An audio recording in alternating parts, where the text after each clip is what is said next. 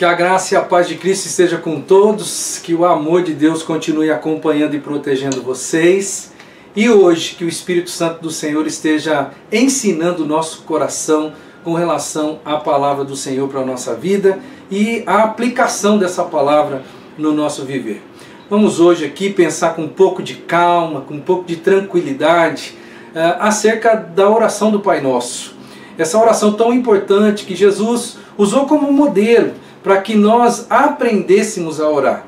E eu quero, junto com você aqui, enxergar algumas verdades intrínsecas nesta oração que Jesus ensinou os discípulos a orar. Um primeiro destaque aqui, antes de Jesus ensinar propriamente dito a oração, ele destaca a necessidade do indivíduo prestar atenção na sua postura pessoal. Olha que coisa interessante. Nos versos 5, Jesus deixa claro para os discípulos já um ensinamento no tocante à postura pessoal. Não sejam como os hipócritas. Eles gostam de ficar orando em pé nas sinagogas e nas esquinas, a fim de serem vistos pelos homens. Ele já destaca aqui uma postura pessoal que não deveria ser imitada. Não seja hipócrita quando você orar. Eu quero que você grave esta ideia, porque ela tem tudo a ver com os erros que às vezes eu e você nós cometemos quando nós oramos a Deus. A segunda questão, que ainda tem a ver com postura pessoal, está aqui no verso seguinte. Vá para o seu quarto, feche a porta e ore ao seu Pai que está no secreto. E o seu Pai que vê no secreto vai te recompensar. A ideia de que você tem que ter de fato um momento de conectividade espiritual com o seu Deus. A oração é um momento sublime de encontro do filho com o seu pai, de conversa com esse Deus. Portanto, precisa ser algo que realmente parta do nosso coração. E em terceiro lugar, Jesus destaca a importância de não ficar repetindo. Não fiquem sempre repetindo a mesma coisa como fazem os pagãos, porque eles pensam que por muito falarem serão ouvidos. Jesus deixa claro que a repetição não é algo, a repetição de uma oração como se fosse um mantra moderno, isso não vai fazer nenhum sentido, isso não tem nenhum sentido na nossa vida e isso não vai ser produtivo espiritualmente falando. Eu destaquei a palavra pensam, por quê? Porque certamente algumas pessoas faziam isso. Essas pessoas não eram judeus, é importante destacar, não eram judeus e muito menos cristãos, seguidores do Cristo, porque Jesus destaca que eram os pagãos que faziam isso. As pessoas que não acreditavam em Deus e muito menos em Jesus Cristo. Então essa não é uma prática cristã, essa não é uma prática judaica, esta é uma prática pagã, que não deve ser imitada segundo o ensino do próprio Jesus, aquele que é o nosso maior ensinador, é o nosso maior mestre. Eu quero que você observe aqui a sequência de princípios, porque tem uma sequência lógica que precisa ser compreendida, entendida, mas tem princípios aqui que são princípios surpreendentes, que eles estão na oração, mas às vezes nós lendo, ou às vezes até proferindo a oração do Pai Nosso, a gente não consegue enxergar a essência. Jesus, ele se utiliza apenas de um modelo. Já que ele diz que não é para repetir, então não é para ficar repetindo. Mas ele dá um modelo, e nesse modelo existem princípios absolutos, verdades absolutas que estão neste modelo, e existe uma sequência lógica surpreendente que eu quero trazer para o seu coração nesse dia. A primeira coisa, primeira verdade que está aqui implícita no texto, e às vezes passa despercebida, mas é uma verdade absoluta. A primeira verdade, essa oração, ou seja, a oração do Pai Nosso, que nós chamamos de Pai Nosso, ela só tem real sentido e real significado quando proferida por um verdadeiro filho. Por quê? Porque a oração começa dizendo Pai Nosso. Pai, a ideia de pai implica em filiação.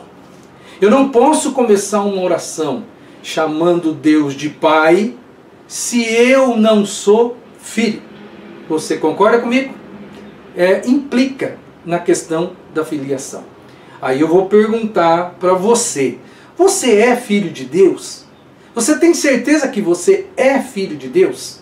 Por que eu estou dizendo isso? Porque existe uma ideia secular de que todo mundo é filho de Deus. Será que isso é uma realidade bíblica? Seria isso um absoluto bíblico? Quero levar você para 2 textos, para você fazer a sua própria análise e você se auto-enxergar. Você é filho ou não? E se você é filho, você pode, de fato, proferir essa oração sem nenhum problema. Mas se você ainda não é filho, não tem nem sentido você orar uma oração começando com a palavra Pai. Primeiro texto que eu quero levar você a compreender um pouquinho mais o que diz a palavra de Deus. João capítulo 1, versículos 12 e 13. Preste atenção. Contudo, aos que o receberam, aos que creram em seu nome, deu-lhes o direito de se tornarem filhos de Deus, os quais não nasceram por descendência natural, nem pela vontade da carne, nem pela vontade de algum homem, mas nasceram de Deus. Você percebe no texto que existe aqui a ideia de um direito de se tornar filho de Deus. Se eu vou me tornar algo é porque eu não era. Então, a primeira pergunta que começa aqui, emergir dessa oração: você é filho? Você é filho de fato? Você já o recebeu? Você já nasceu de Deus? Para ficar fácil para você responder essa pergunta para você mesmo, eu sempre digo isso na minha igreja. Se você é de fato um filho de Deus, você tem uma história para contar sobre quando foi e como foi o seu novo nascimento. Como foi o dia em que você nasceu de Deus? Como foi? Se você tem uma resposta para isso, isso mostra que você é um filho de Deus. Eu vou além, porque Jesus, ele não só deixou esse escrito que João trouxe para nós aqui, tem outras coisas que Jesus disse que são importantes e precisam ser levadas em conta nesse momento aqui deste estudo. João capítulo 8, o verso 44 diz o seguinte: vocês pertencem ao pai de vocês, o diabo, e querem realizar o desejo dele. Ele foi homicida desde o princípio e não se apegou à verdade, pois não há verdade nele. Quando mente, fala a sua própria língua, pois é mentiroso e pai da mentira. Essas palavras foram ditas pelo próprio Cristo. E ele disse a um grupo de pessoas, algumas pessoas, que elas eram filhas do diabo. Vocês pertencem ao pai de vocês, o diabo.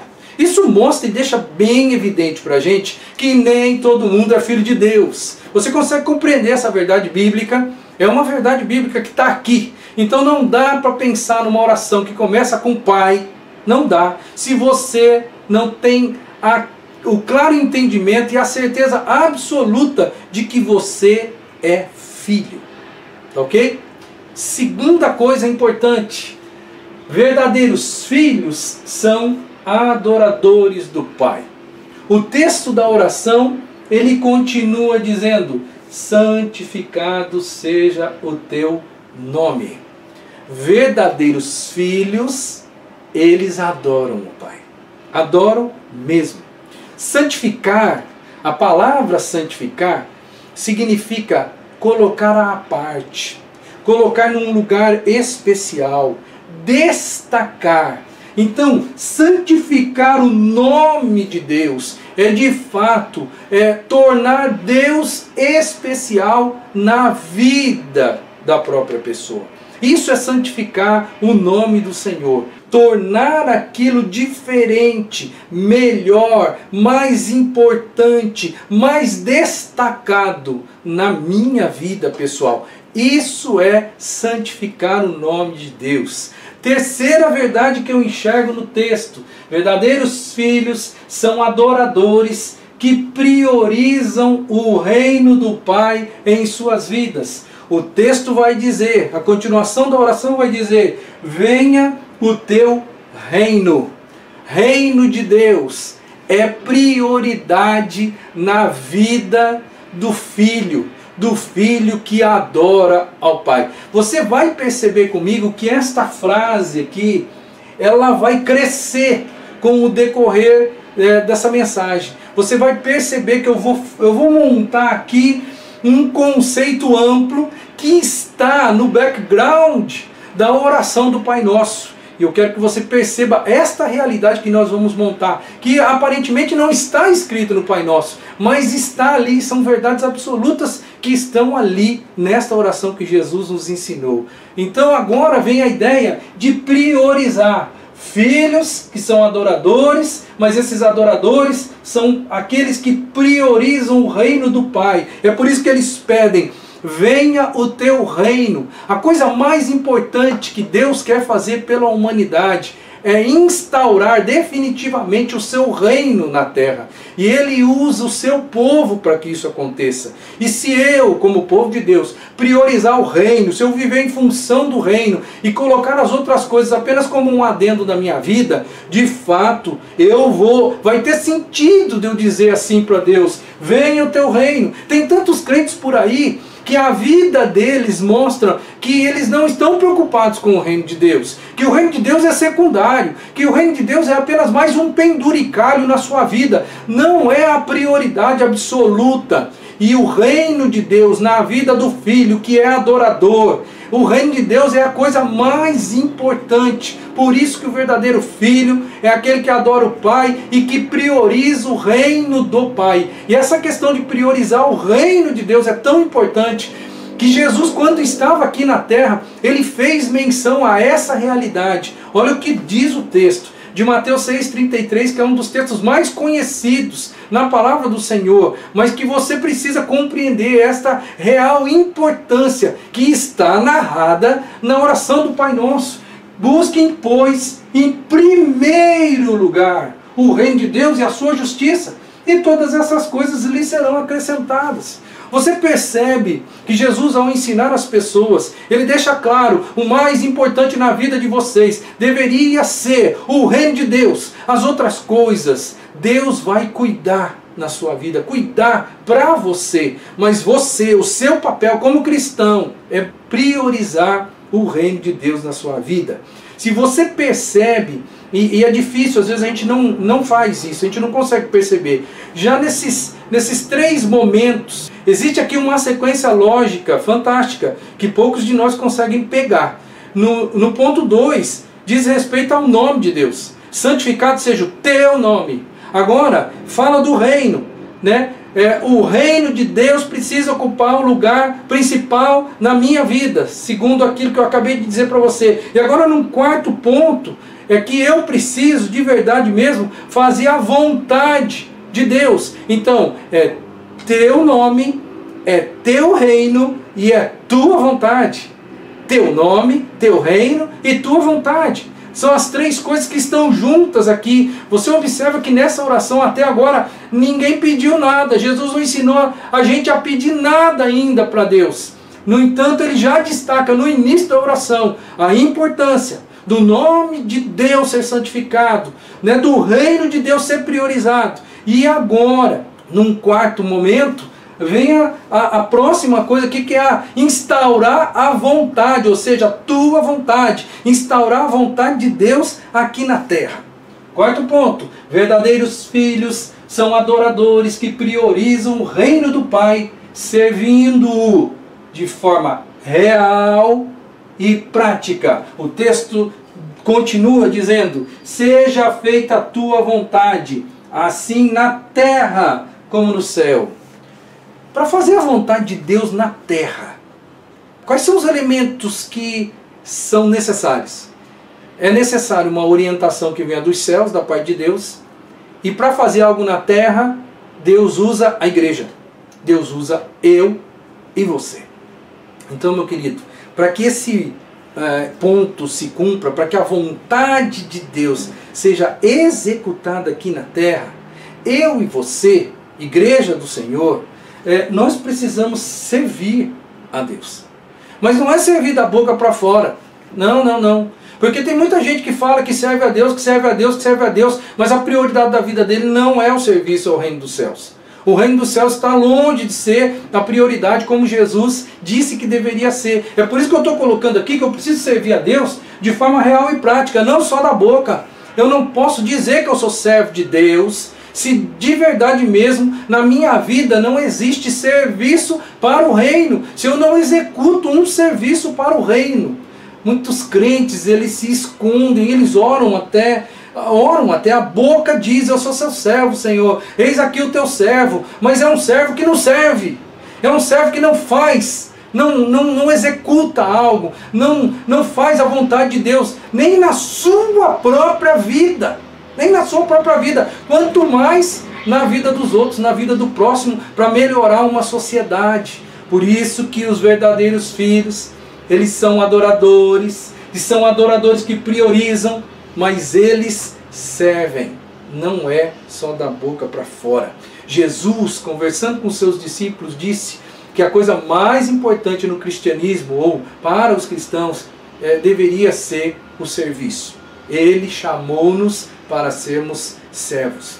Não dá, irmão, não dá para a gente dizer, seja feita a tua vontade na terra, se você não é capaz de pagar o preço de fazer a vontade de Deus na sua vida. Na sua vida.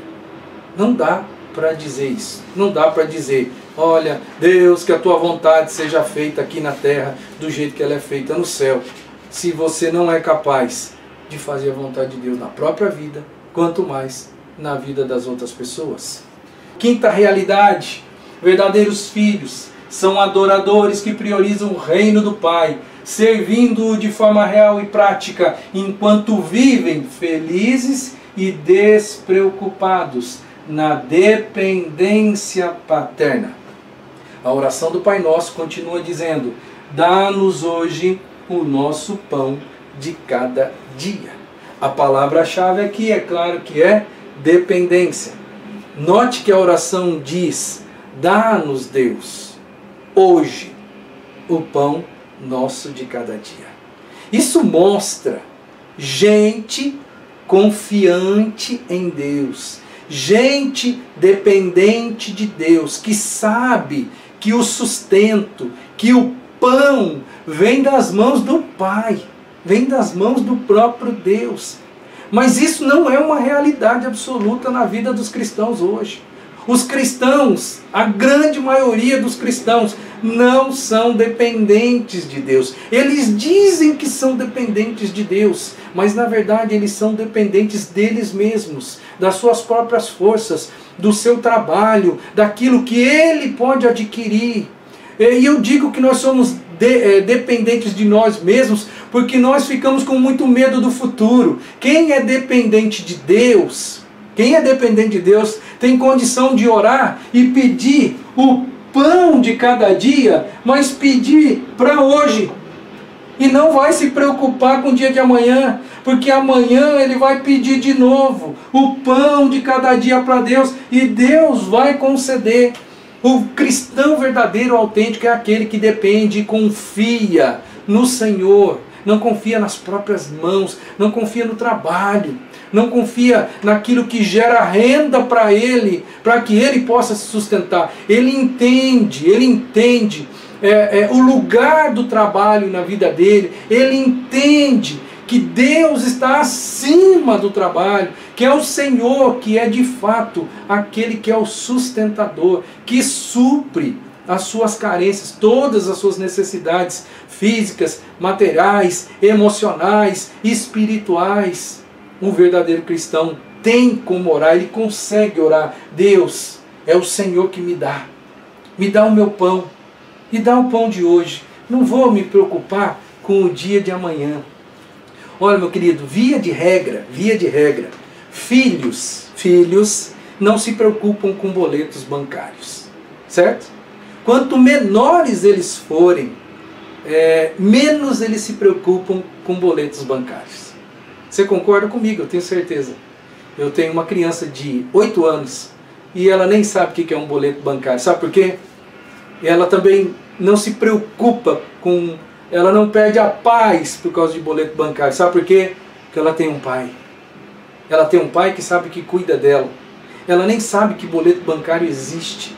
Ela só está vivendo feliz, tranquila, sem medo do amanhã, sem medo do que vem pela frente, porque ela sabe que tem um pai que cuida, que protege, que sustenta a vida dela. Por isso que Jesus disse que para entrar no reino de Deus a gente tem que ser como criança. Nós temos que ter uma alma, né? Nós temos que ser por dentro como crianças que confiam de uma maneira absoluta no Pai que tem. Não dá, querido, não dá para você dizer numa oração do Pai Nosso que você, de verdade mesmo, não dá para você pedir o pão de cada dia se você está extremamente preocupado com o dia de amanhã. Muitos cristãos, eles até repetem isso, mas eles não estão enxergando essa verdade, que a confiança é dia após dia. E tem tanta gente aí totalmente ansioso, preocupadíssimo com o dia de amanhã e orando o Pai Nosso. Parece que não tem muito sentido isso. Próximo ensinamento. Verdadeiros filhos são adoradores que priorizam o reino do Pai, servindo-o de forma real e prática, enquanto vivem felizes e despreocupados na dependência paterna, conscientes que são imperfeitos, fracos e impotentes. Aqui tem um bloco, e eu vou destacar ele de uma forma única, que mostra a nossa real condição aos olhos de Deus, que está ali na oração do Pai Nosso. Com relação à questão da imperfeição, a Bíblia vai dizer: perdoa as nossas dívidas ou os nossos pecados, assim como nós perdoamos os outros. Ok? Então, nós somos conscientes, ou pelo menos deveríamos ser. O texto aponta para pessoas que oram esta oração, que elas devem ser conscientes da sua condição espiritual. Pessoas que precisam do perdão. Pessoas que precisam da graça de Deus na vida delas, porque elas são imperfeitas. Elas não são pessoas que têm um alto grau de perfeição. São imperfeitas e, por serem imperfeitas, precisam do perdão. Por isso que o texto, né, do ensino de Cristo na oração do Pai Nosso vai dizer: perdoa as nossas dívidas, perdoa os nossos pecados, nos perdoa. Agora tem uma condicional aqui que é extremamente importante e é um calcanhar de Aquiles na nossa vida. Porque no final do texto, depois da oração, nos versos 14 e 15, tem algo aqui que faz a gente tremer, e você precisa enxergar essa realidade. Pois se perdoarem as ofensas uns dos outros, o Pai Celestial também lhes perdoará. Mas se não perdoarem uns aos outros, o Pai Celestial não lhes perdoará as ofensas. Então não tem sentido você orar ao Pai Nosso e dizer a Deus: Deus, perdoa as minhas dívidas, assim como eu tenho perdoado aqueles que me devem. E aqui a questão não é monetária. A questão é qualquer tipo de dívida. Errou comigo, eu errei com alguém, uma falha, alguma coisa dessa natureza. É muito importante você levar em consideração isso, porque você está dizendo para Deus: Senhor, me perdoa do mesmo jeito que eu tenho perdoado os outros. A questão é, você é uma pessoa que perdoa de fato. Não tem sentido você dizer essa frase para Deus se você tem dificuldade com perdão.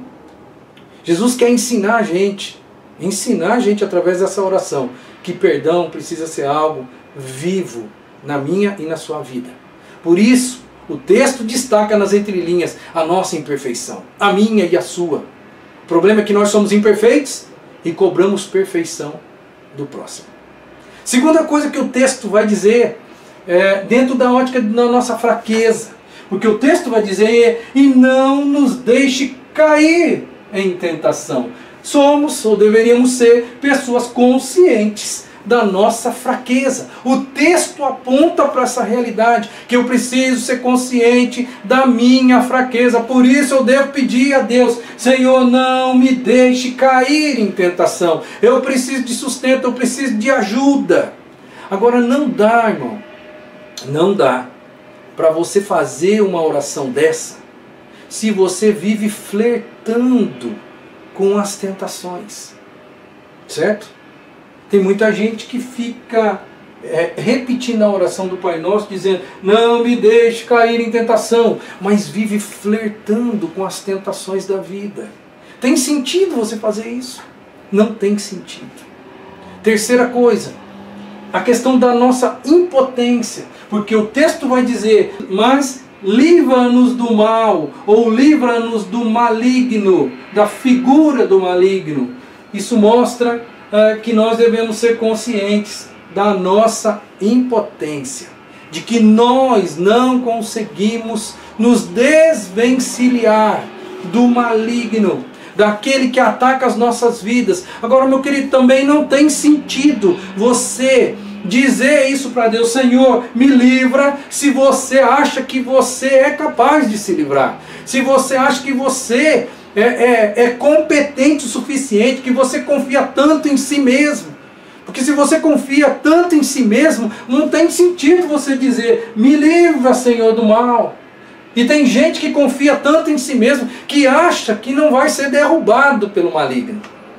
Cuidado, meu querido, Jesus está querendo ensinar, através da oração chamada do Pai Nosso, que eu e você somos impotentes e que nós precisamos de ajuda. E nós precisamos, para nos manter em pé, espiritualmente falando, é claro, nós precisamos do Espírito Santo ao nosso lado, dentro de nós, governando a nossa vida. Porque aí sim nós vamos conseguir nos manter de pé. Eu quero concluir, e é interessante que a oração, essa oração, ela é chamada de oração do Pai Nosso.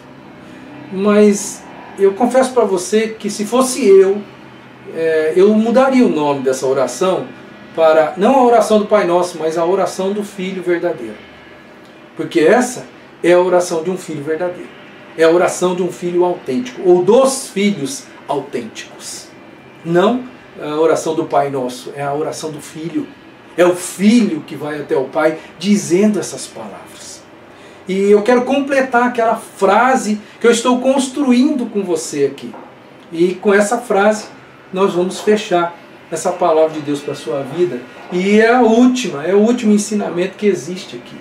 Verdadeiros filhos são adoradores que priorizam o reino do Pai, servindo-o de forma real e prática enquanto vivem felizes e despreocupados na dependência paterna, conscientes que são imperfeitos, fracos e impotentes. Verdadeiros filhos conhecem o Pai que têm. Verdadeiros filhos conhecem o Pai que têm. Essa última frase, ela vai embasar o que eu estou querendo dizer quando os verdadeiros filhos conhecem o Pai que têm. O texto vai terminar dizendo: porque teu é o reino, o poder e a glória para sempre. Verdadeiros filhos sabem que o seu Pai Celestial é Rei. Sabem que o seu Pai Celestial tem todo o poder. Sabem que o seu Pai Celestial tem toda a glória, e que o seu Pai Celestial subsiste eternamente. Todas as coisas passam, mas o meu Pai é eterno, o meu Pai é o Rei dos Reis, o meu Pai tem todo o poder e o meu Pai tem toda a glória. Essa é a percepção do verdadeiro filho com relação ao seu próprio Pai. Essas pessoas, esses filhos, eles estão certos de quem é Deus. Essa frase ela fica então de ensinamento final para a minha vida e para a sua vida. E eu espero em nome de Jesus que esses ensinamentos, porque todos esses ensinamentos, eles estão escondidos atrás da oração que Jesus nos ensinou. Eu espero que essa oração do verdadeiro filho seja a sua oração. Que você tenha condições de orar debaixo deste fundamento que se resume nessa frase que eu acabei de produzir, e deixa com o seu coração. Verdadeiros filhos são adoradores que priorizam o reino do Pai, servindo-o de forma real e prática, enquanto vivem felizes e despreocupados na dependência paterna, conscientes que são imperfeitos, fracos e impotentes. Verdadeiros filhos conhecem o Pai que tem. Que Deus te abençoe e que essa oração seja uma oração viva, uma oração viva na sua vida, que ela tenha sentido e que você tenha aprendido algo a mais que o Espírito Santo proporciona para você. Que Deus abençoe, tenham todos um ótimo restante do domingo, tenham todos uma semana abençoada e que Deus continue protegendo, cuidando de você nesse período tão difícil.